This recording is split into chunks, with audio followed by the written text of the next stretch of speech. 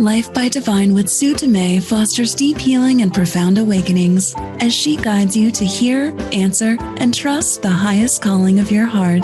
Your host and sacred guide is global impact visionary leader Sue Dumais, a best-selling author, international speaker, and gifted intuitive healer who challenges all of us to shift from life by default or even life by design to truly living life by divine. And now, here is Sue Dumais. Welcome to the show. It's an honor to be here once again with you.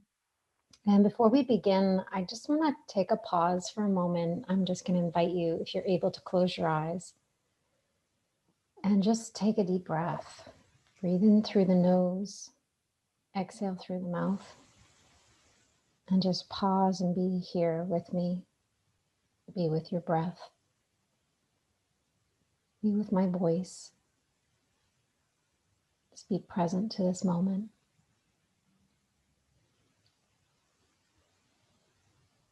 A couple more deep breaths.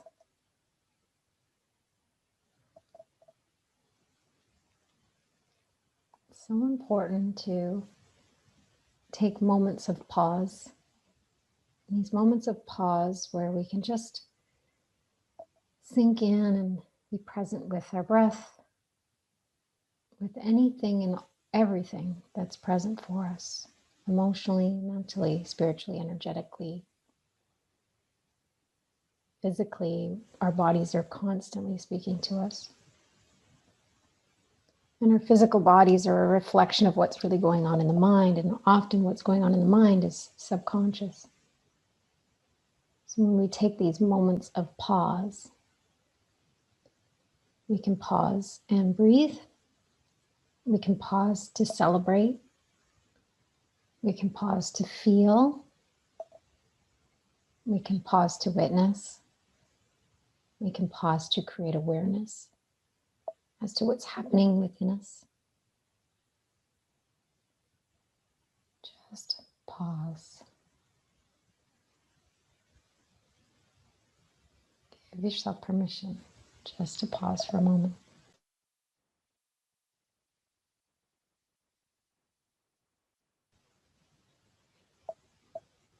I'm going to embark on it's like a little bit of a hot topic, but I promise you I'm going to give you some 5 fundamental shifts that will allow you to change your default settings.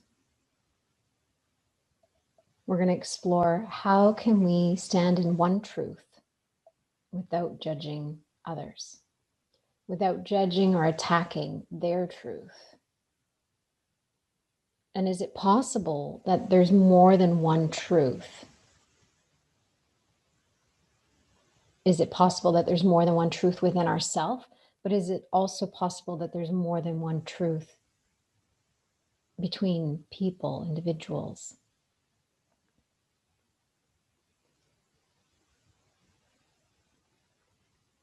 When we look at standing in our truth, there's some pieces that are essential to embrace in the mind. Because otherwise the ego hijacks our truth. It'll hijack our spirituality. It'll hijack our beliefs. It'll hijack everything. Remembering the nature of the ego is not our enemy. The ego is something we've created in order to have this human experience. The challenge is when the ego becomes this overprotective, constantly hovering over you helicopter parent, stopping at nothing to keep you safe, protected, and playing small. It keeps you from taking risks. It keeps you living in fear. Because the ego only knows fear. It only knows separation. It only knows division. And when we are meeting others in life that hold a different belief than us, or are standing in a different truth than us, when we meet them from the place of ego, we are meeting their fear with our fear, and fear expands. And then the defenses are strong. In that place, we put our defenses up. We are fighting to be right. The challenge is when we're fighting to be right, we will always feel wrong. And we will always be in that state of fight, ready to defend, perhaps even ready to attack, to convince others that we are right. And in convincing others that we are right, we are actually convincing them they are wrong. Is it possible for both two different people to be right? Is it possible for two different people to be wrong? I want to talk about 5 fundamental shifts that will allow you to change your default settings. And our default settings are all based on judgment. And that feeds our fight to be right. When we change our default settings, these are our programmed default settings. These aren't our natural, innate way of being in life. These are our programmed default settings. This empowers us to drop our defenses. When we drop our defenses, we can meet others with love, with compassion, with a level of understanding.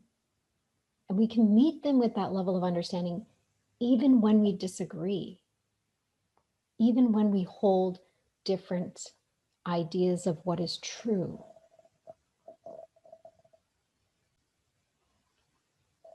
So today, as you're listening, I want you to be wildly open to anything. Be curious, because a curious mindset is an open mind. Be curious, be open to anything, and be attached to nothing. Even if it's just for this time we're together, even if it's just this time you're listening. If you've already made up your mind, a made up mind is a closed mind. So are you willing to open your mind, to be curious, to listen with curiosity and not with judgment?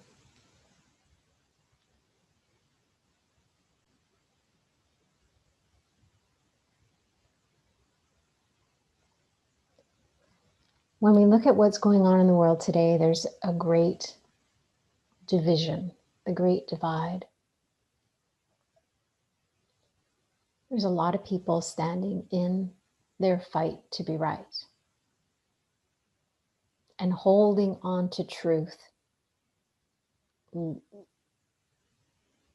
like gripping with a grip, a fearful grip, and a intense fear-based passion to prove others who don't hold that same truth as wrong.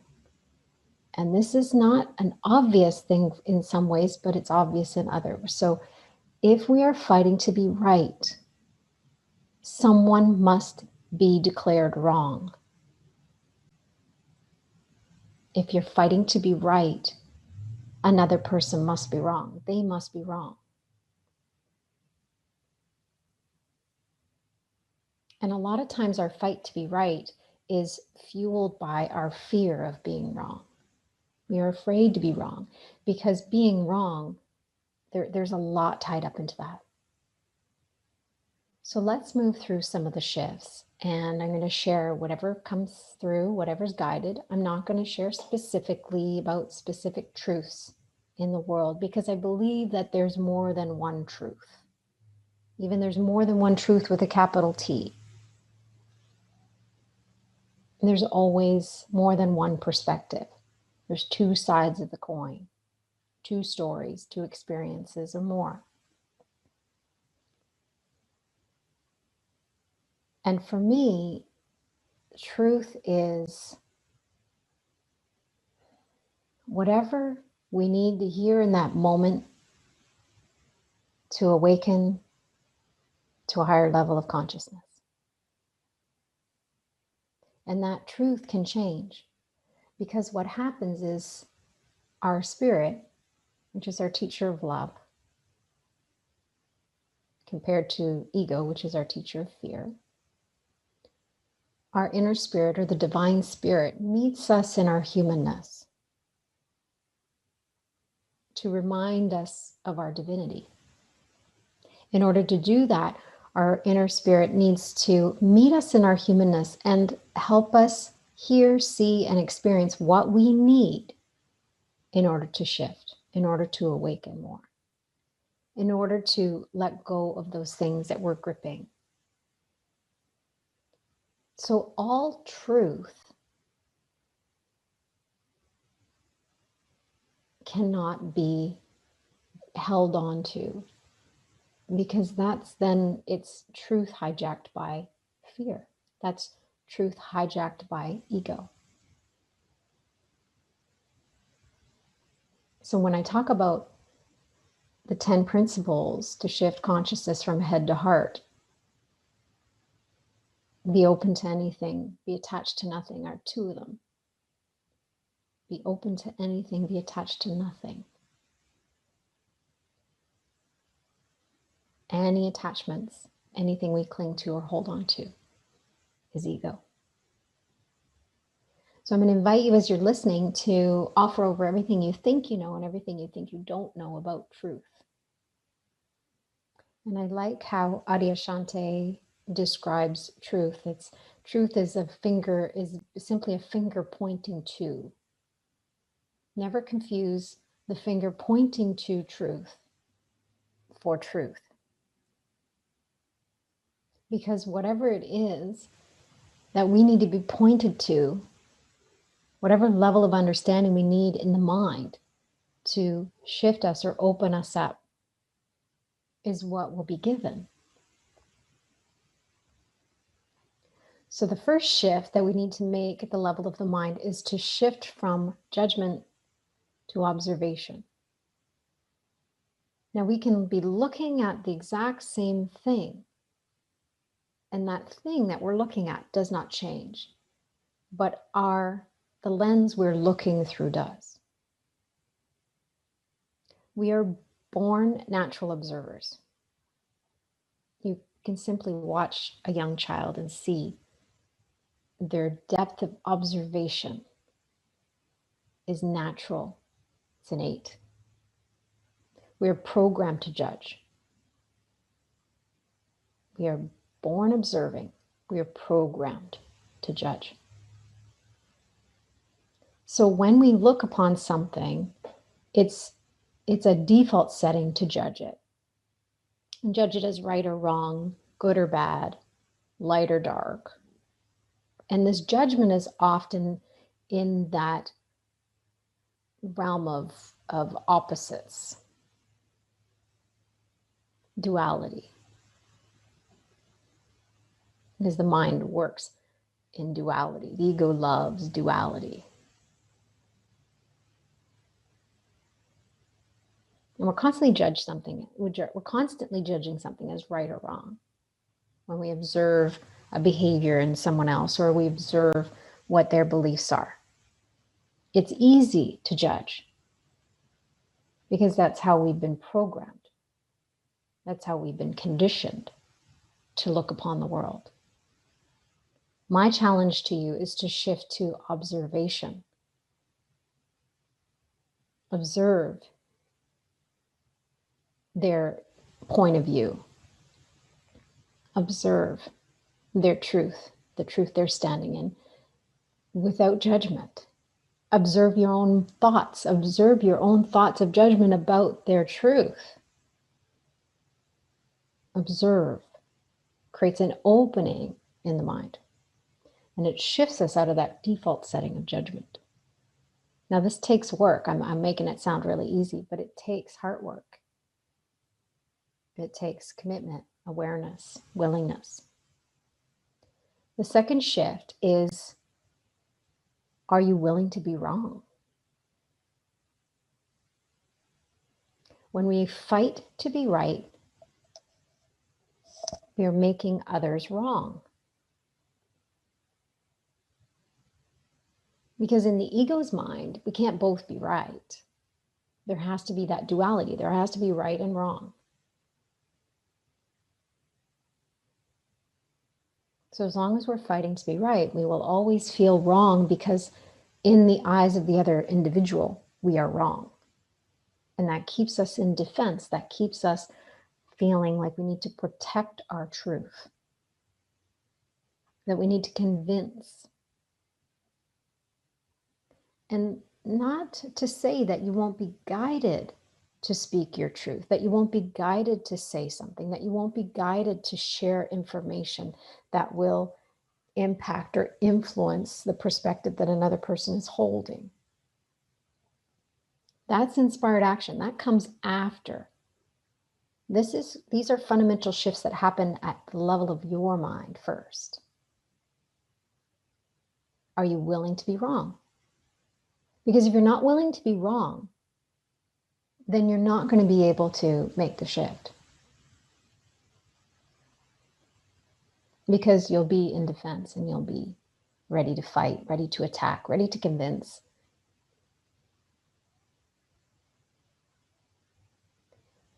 I remember when this lesson came in, I'm totally willing to be wrong. Those were the words. I'm totally willing to be wrong. I was so resistant to that. And curiously, this is a work in progress for me. My fight to be right is deep in my programming. But it was more my fight to be right within. Like it was a real internal battle. And then there's times on the outside where it becomes this external battle, but not as much as it used to be. And interestingly, when my husband was here this morning, I'm like, oh, how does this write up sound to you? I don't usually share it with him. And he was just like, well, you like to fight to be right. And I'm like, yes, I'm aware. It's a work in progress. But I'm certainly not the same, especially in my marriage. I don't do it as much as I used to. But in those moments where I'm triggered or I'm in my ego, that is my default setting. My ego goes into that fight to be right. That's a little bit of that shadow side of my ego. We all have it. We all have it. I'm going to do a show on the shadow side in the next couple of weeks, so stay tuned to that. So when I'm totally willing to be wrong, it actually takes the charge away from the ego. It disempowers my ego. And I'm able to actually drop my defenses.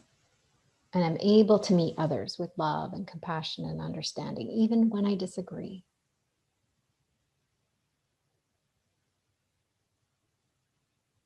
And I can feel that charge when my ego comes in that fight to be right.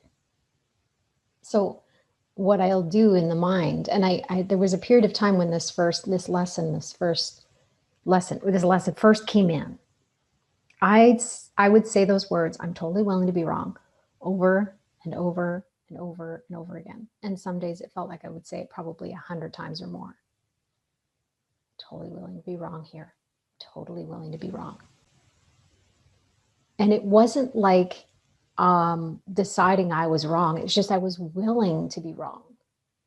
And that just took the fight out of the equation.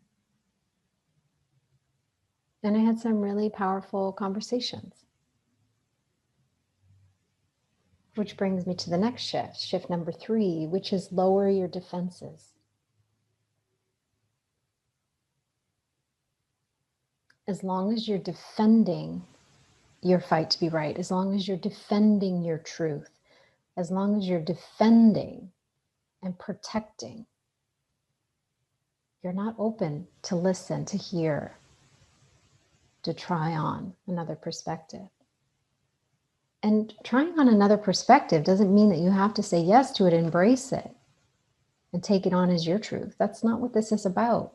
It's not about changing people's minds. It's not about changing anything other than the perspective you're holding that's actually causing a a degree of separation and dividedness and defensiveness and fight and attack and projection.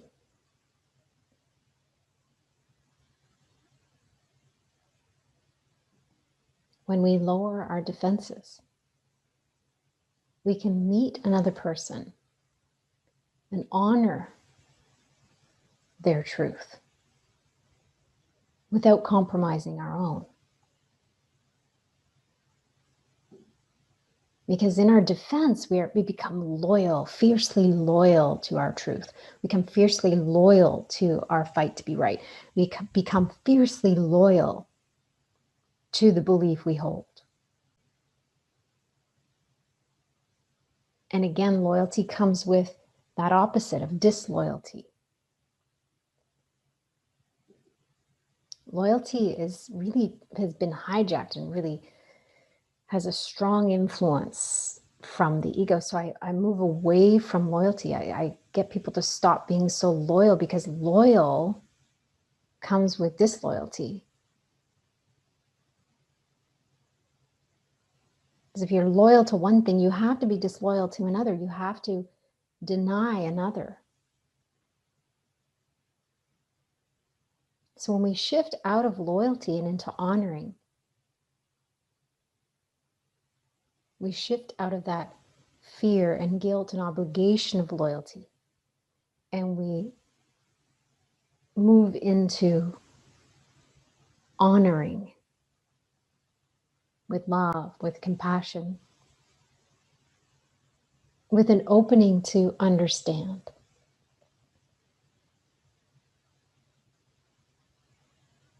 And that way we can honor our truth and we can honor their truth. We can honor our experience and we can honor their experience. Neither's right or wrong, it just is different.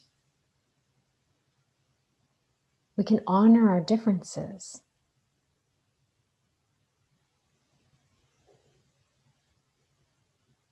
Without dishonoring our own. So when you lower your defenses, there's an opening in the mind to try on another perspective, but also there's an opening in your heart to extend love, to extend compassion, to meet people in that space, to be a compassionate witness. Observe what's happening, observe what stance they're holding, what stance you're holding. And then the question is, are you willing to let go of the hold, the grip?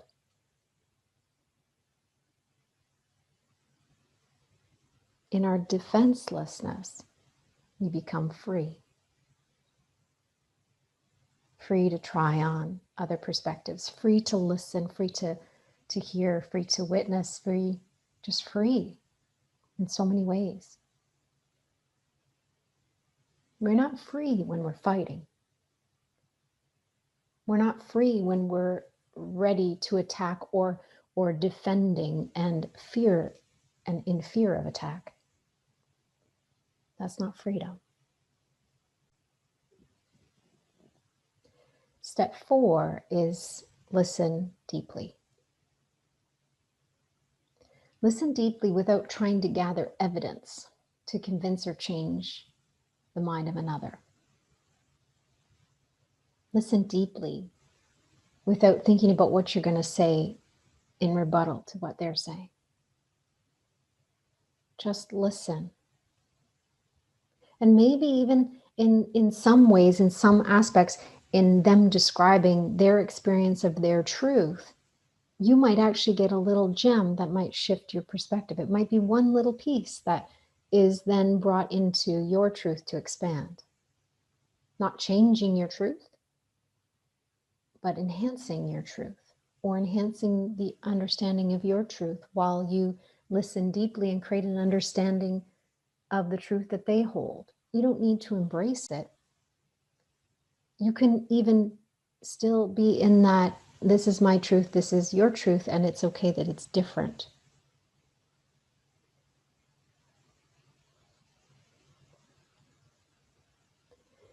When we listen deeply, we are open to hear what they're really saying. It creates a bridge of connection. And this often leads to a level of compassion and understanding for another person.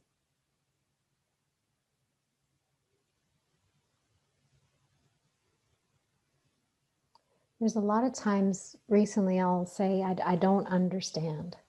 I don't understand.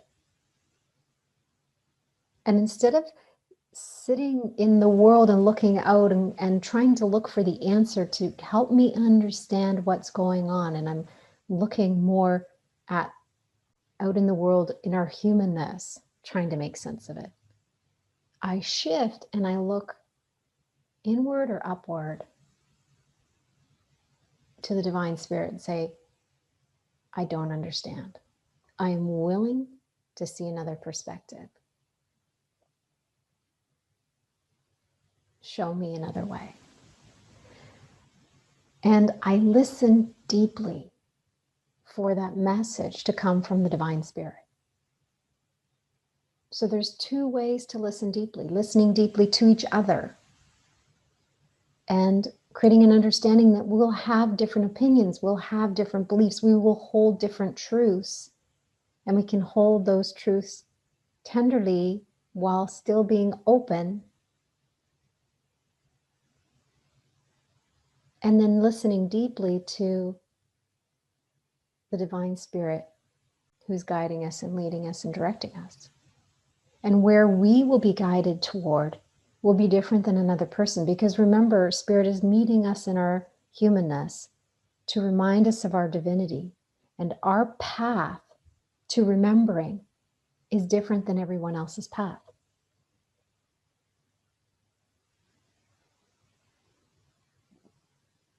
And what we need in that moment is different than what they need to hear, what they need to experience, what truth they need to embrace.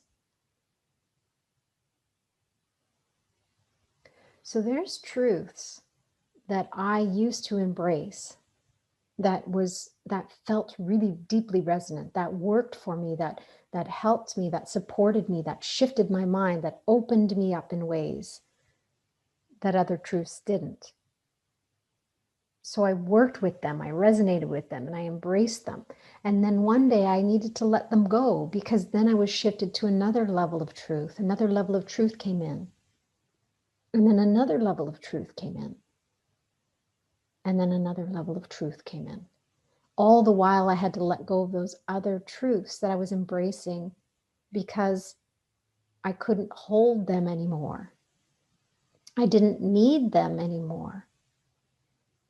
Because in listening deeply to my inner spirit, I was given the next truth to embrace. And in the process, I had to let go of what I thought I knew, or what I thought was true, or what I thought was right. I had to let that go in order to embrace the next level of understanding.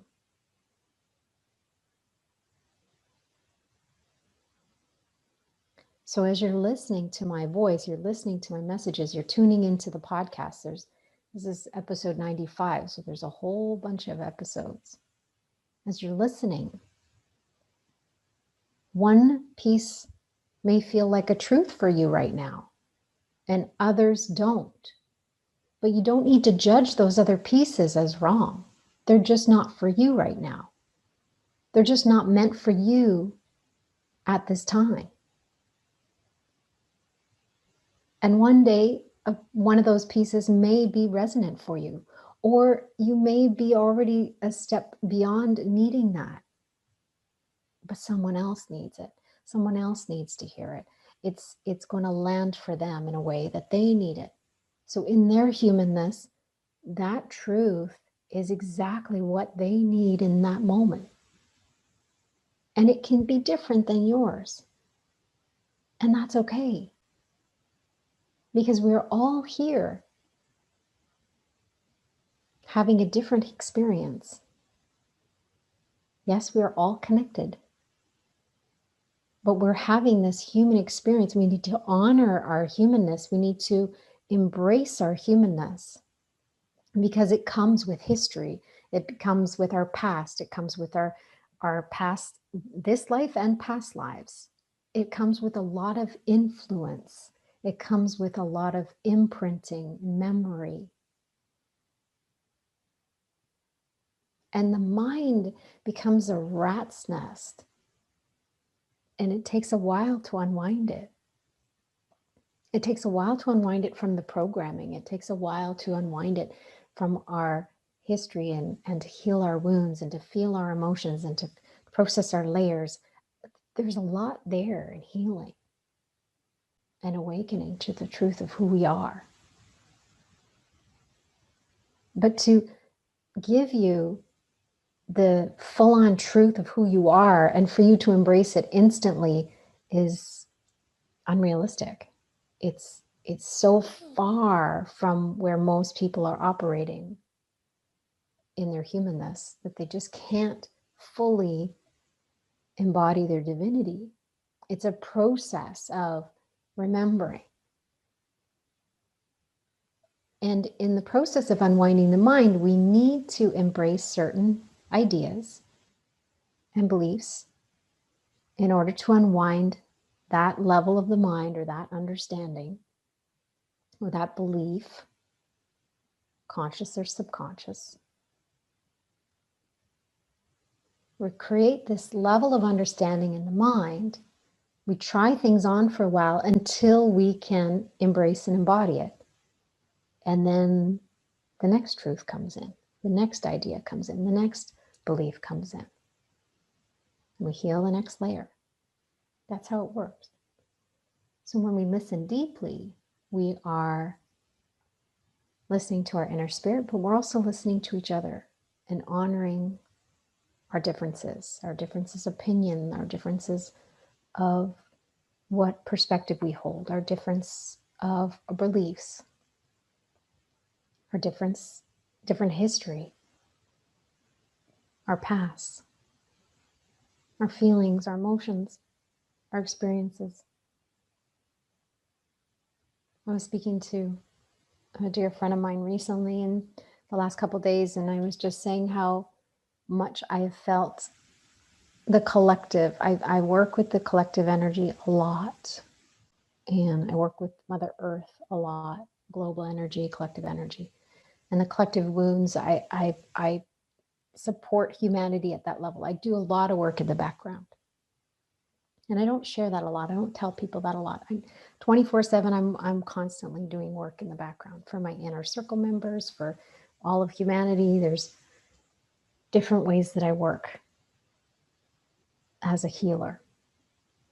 And that's a gift that I came in with. And the more I embrace it and the more I say yes to it, the deeper and more expanded it becomes. It's a full-time job. And I say yes to it because it's the role I'm meant to play at this time.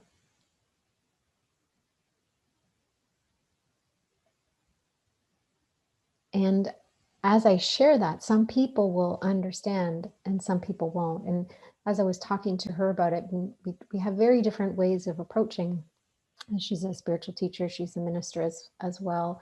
And she had said, you know, when I work with a client, I work with them and then I end the session, I'm done.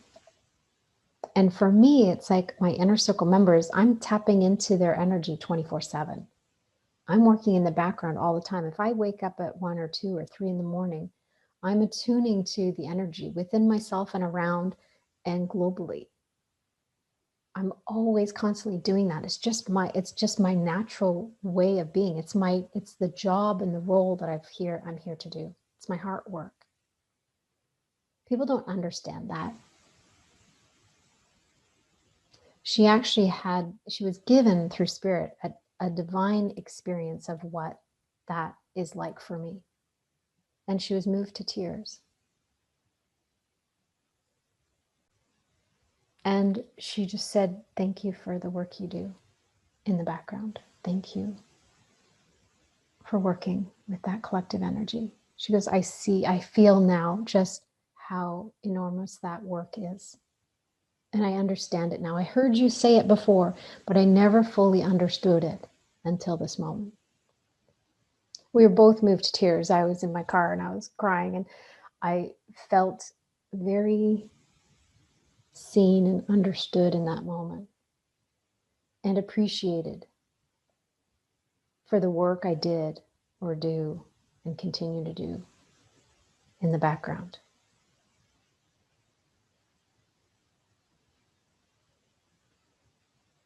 So listen deeply and be wildly curious.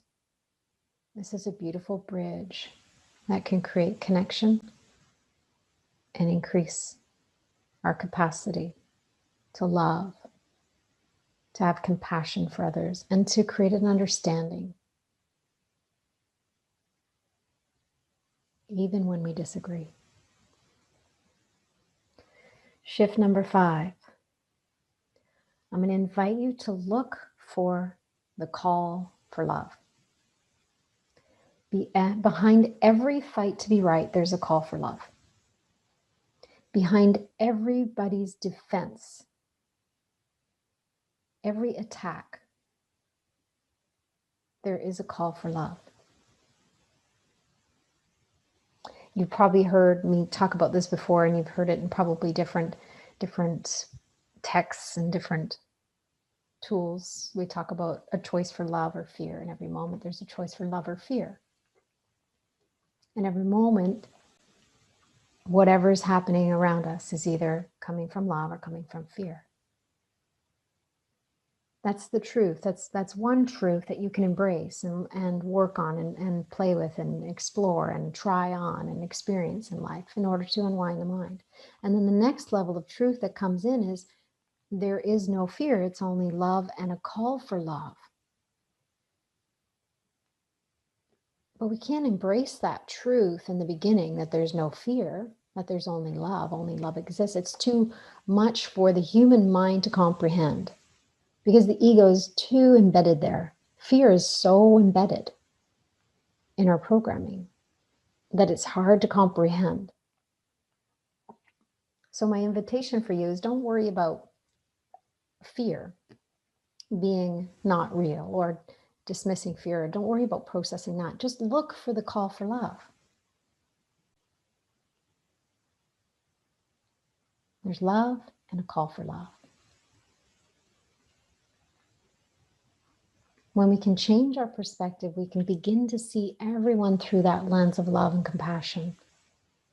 Even if we disagree, even if they hold a different truth than us, even if we feel divided in something or on the opposite side of the fence around something. The invitation is to look for the call for love.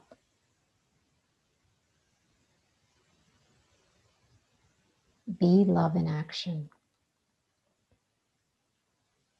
Can you see them through that lens of love? Can you see, when you see that call for love in others, when you see it as a call for love instead of a strong defense, trying to convince you of something that you don't necessarily believe, you can see the call for love and it softens you. It allows you to lower your defenses. It allows you to see the innocence, to see possibility, to create a bridge of connection again.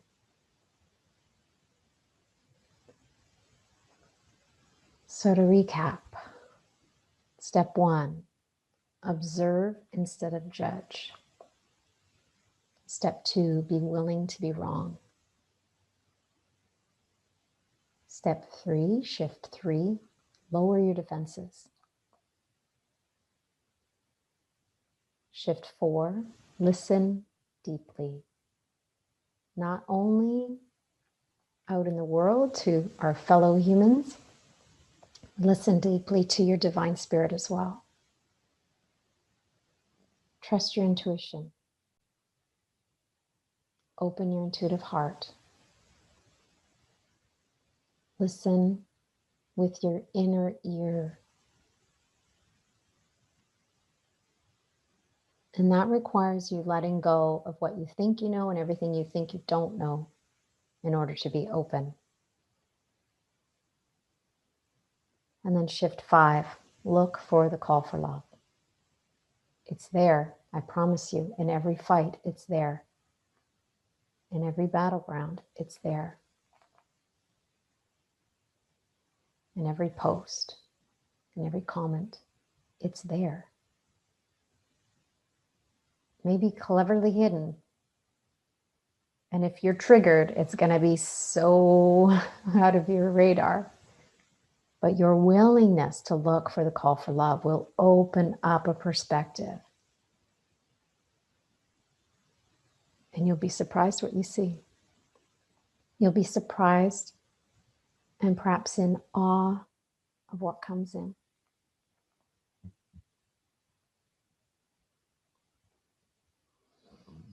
Take a deep breath. Feel into this moment. Be present to what is.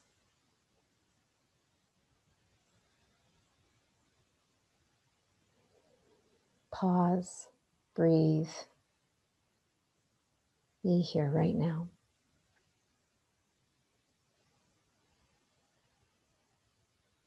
You're exactly where you need to be, doing exactly what you need to be doing. Hold steady.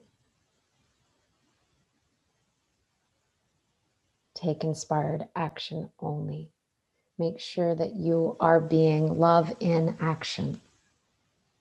Don't enter a battleground and fight to be right without doing these 5 shifts.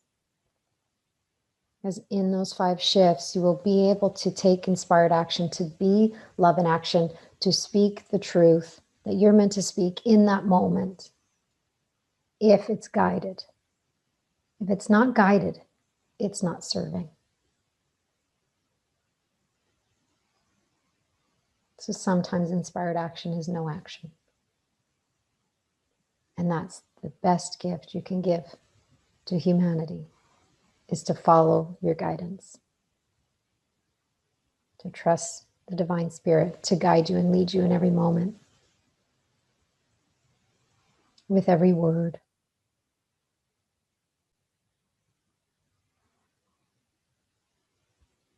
Thank you for tuning in. I appreciate being here, and I'm honored to be sharing these messages each week. I love you. I appreciate you. I honor you. Until next week, love and blessing.